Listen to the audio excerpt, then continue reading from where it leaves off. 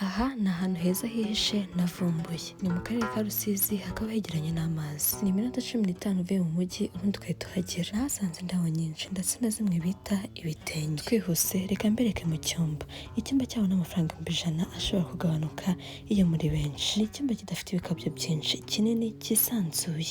Iyi ni washroom, harimo n'imitako. Uburiri bwo ni bunini cyane, nakunze uburyo kibashyizeho umusikeri, imwe ushaka kuryamaho nimba utinya umusikeri ntikubangamire rwose ugasinzira neza. Ni icyumba kandi kikohereza vibe nk'umuntu ubereye mu rugo. Harimo kandi televiziyo ubona ari kinini wagira ngo rwose ni mu rugo.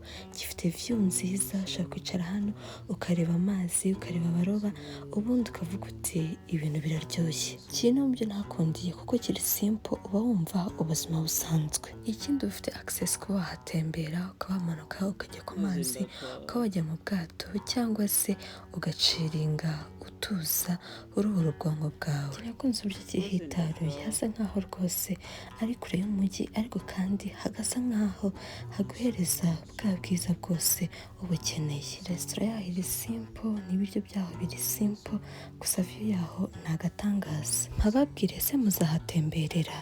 Nahise nifotoza ndataha.